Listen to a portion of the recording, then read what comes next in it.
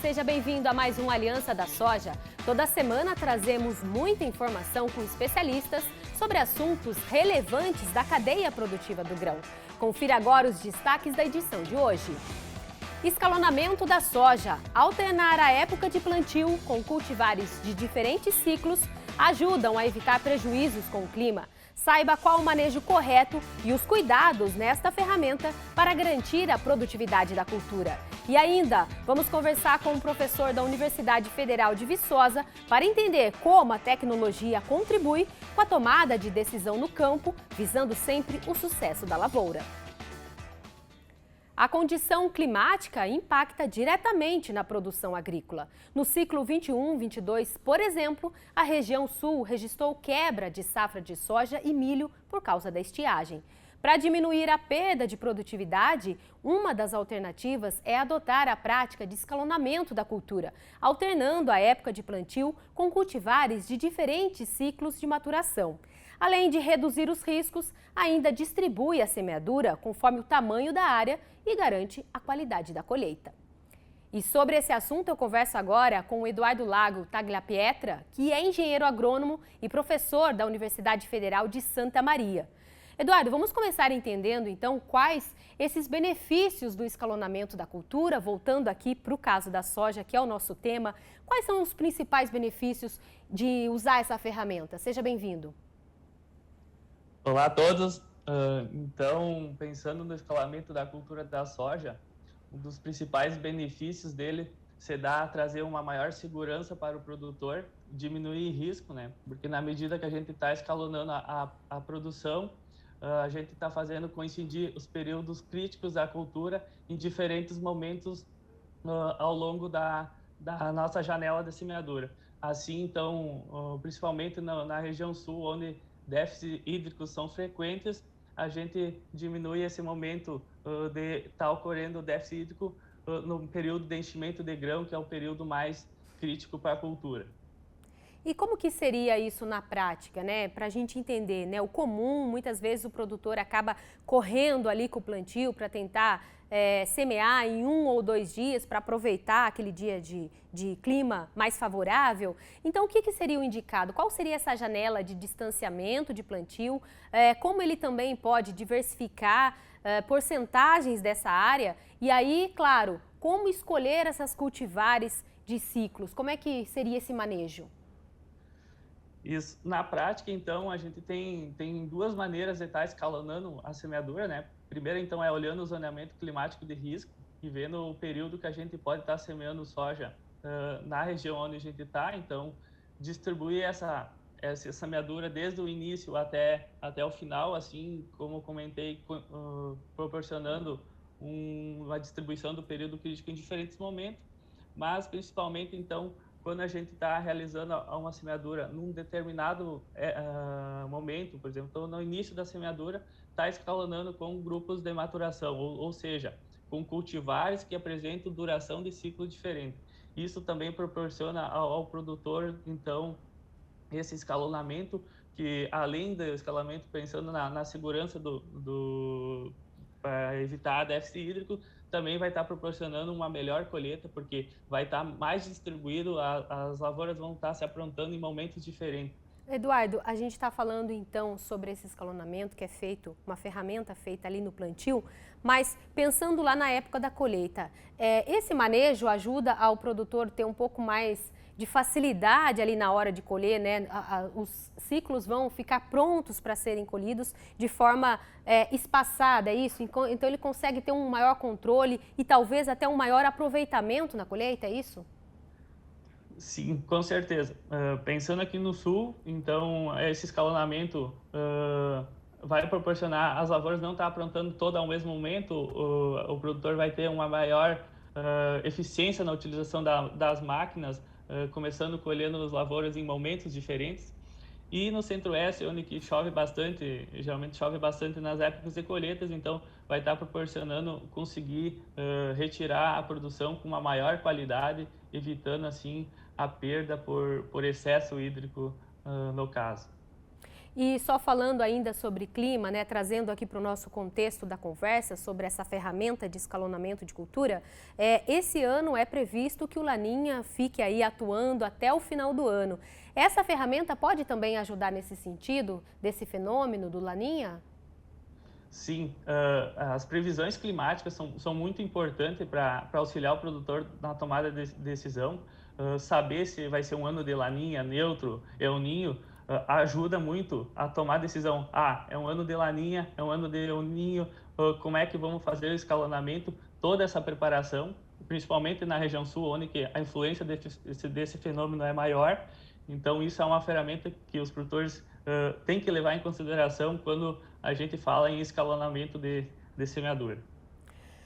Eduardo, para a gente encerrar, fora essa questão dessa janela que você trouxe aqui, explicando de forma bem clara para o nosso produtor, existe algum outro cuidado de manejo durante o desenvolvimento da planta, alguma outra coisa específica ou não? Aí segue normal de acordo com a consultoria técnica. A gente tem que ter um acompanhamento, né? Muito importante ter o produtor, os consultores estarem no campo acompanhando toda a parte de pragas e doenças, para além do estabelecimento inicial que a gente vai ter na lavoura, a gente tem que acompanhar a lavoura, tem que estar na lavoura para a gente chegar no final e ter bons resultados. Monitoramento sempre, né, Eduardo? Obrigada Isso pela aí. sua participação aqui com a gente no Aliança da Soja. Eu que agradeço.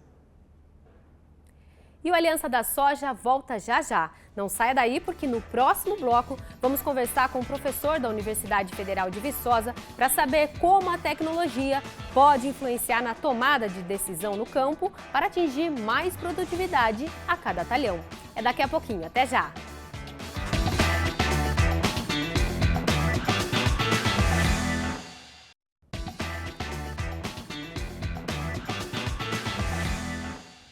Estamos de volta e continuamos falando sobre alternativas para amenizar os prejuízos na lavoura e aumentar a produtividade.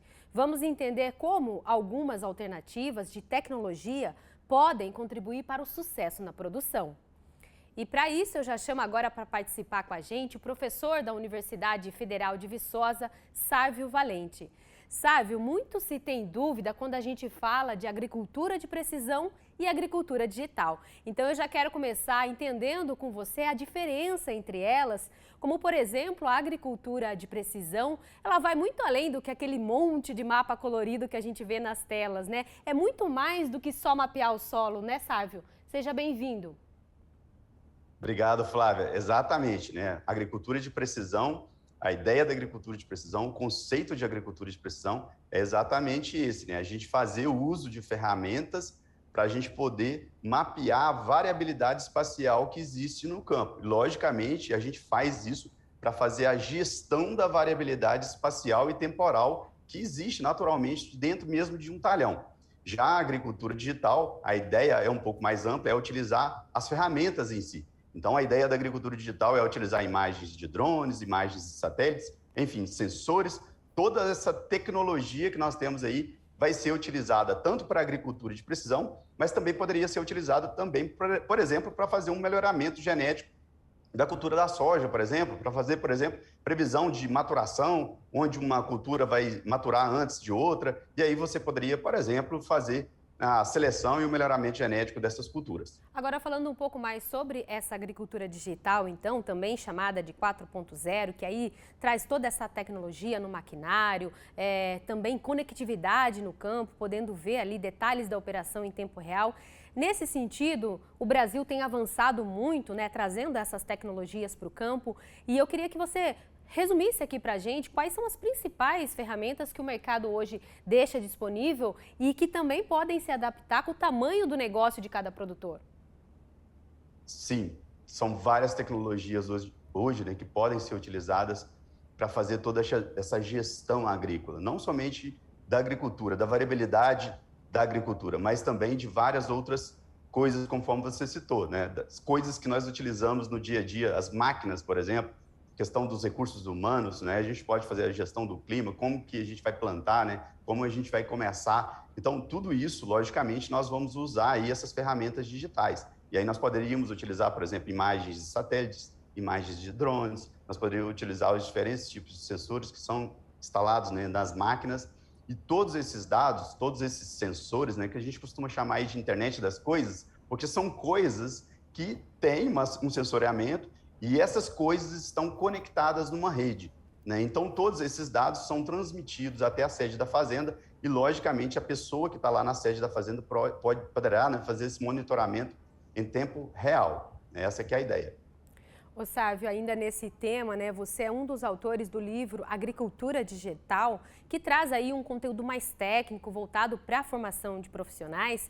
Então, eu queria que você falasse um pouco do livro, mas trazendo alguns exemplos na prática, né? Inclusive, tem um capítulo lá no livro que é sobre a inteligência artificial no campo. Isso já é uma realidade, Sávio? Como é que seria isso, hein? Exatamente, realidade total, Flávia. Não existe, por exemplo, se você imaginar essa quantidade de dados, imagina só, a gente está sensoriando o solo, sensoriando as plantas, as culturas, né? Isso é feito dia a dia, às vezes hora a hora, e a gente tem as máquinas, os dados coletados pelas máquinas, os diferentes tipos de sensores, satélites passando a quase todo dia, a todo momento passando sobre nossa cabeça. Esses dados são transmitidos, lógico, na sede da fazenda, a gente recebe esses dados na sede da fazenda, e aí a gente precisa de tomar decisão. E entra aí, por exemplo, a inteligência artificial. Inclusive, no livro que você citou, a gente tem lá um capítulo falando sobre machine learning, que é uma parte da inteligência artificial. Então, nós temos que processar esses dados para gerar informações úteis para a gente poder tomar decisão. Então, a gente tem modelos para, por exemplo, fazer uma classificação se uma determinada área corre o risco de ter, por exemplo, algum problema de alguma doença, e aí a gente poderia tomar decisão. A gente pode ir a campo, investigar se aquilo realmente é uma doença ou não. Então, a gente poderia aí calcular o risco e investigar como que está o desenvolvimento da cultura. É um exemplo de aplicação aí da agricultura digital e da inteligência artificial que poderia, né, logicamente, estar sendo aplicada para esse fim. E aí você até me contou que você teve uma experiência, né, de acompanhar um robô que faz a medição na lavoura. Isso realmente era muito difícil de se imaginar há 10 anos, né? Então um robô na lavoura também já é possível. Sim, com certeza, né? Vai ser o futuro aí, a gente vai ter a robótica para fazer, por exemplo, um plantio. Então a gente poderia ter um robozinho fazendo um plantio, ao invés de a gente ter, às vezes, uma máquina muito pesada no campo fazendo um plantio, a gente teria vários robozinhos fazendo uma linha de plantio, né? Trabalhando em cooperação. No entanto, nós poderíamos ter robôs, por exemplo, eu fiquei um ano na University of Illinois e lá, o pessoal fazendo lá um robô totalmente impresso numa impressora 3D, do tamanho de uma caixinha de sapato, parecia um brinquedo. Mas, para quem olhasse de primeira vista, né, era um brinquedo, mas não era. Era um robô para ele poder trafegar entre as linhas de cultura, para poder fazer medições. E para que servem essas medições? Para você, por exemplo, fazer um melhoramento genético. Então, ao invés de ter uma pessoa ali coletando aquele dado, e aí existe uma certa subjetividade entre uma pessoa e outra, eu poderia ter um robô fazendo os cálculos, determinando quanto que teria ali, por exemplo, de diâmetro de como de uma determinada cultura, enfim, fazendo vários tipos de tomada de dados. E esses dados, logicamente, vão ser usados aí no futuro para a gente poder fazer um melhoramento genético. E esse melhoramento vai ser muito mais amplificado, pois nós podemos coletar muito mais dados, e dados normalmente com mais precisão. Existe pouca subjetividade nesse caso. Então, essa é uma aplicação desse robô, por exemplo, Flávia. É o futuro, né, Sávio? É o futuro. Tá certo. Muito obrigada pela sua participação, pela sua contribuição aqui com a gente. Professor Sávio, né, contribuindo com o nosso Aliança da Soja. Obrigada. Até uma próxima. Eu que agradeço, Flávio. Muito obrigado e até a próxima. E olha só, este é o último programa desta temporada do Aliança da Soja, mas tem muito mais conteúdo relevante da cadeia produtiva do grão na página do Aliança da Soja, lá no site do Canal Rural. E você ainda pode rever esse e outros programas já exibidos também no canal do YouTube. E temos especialistas que participam das edições dos jornais toda sexta-feira. Acompanhe. Então, por hoje é só. Muito obrigada pela sua companhia, pela sua audiência em toda essa temporada do Aliança da Soja. Nos vemos em breve e eu vou sempre esperar você aqui com a gente. Até mais. Tchau, tchau.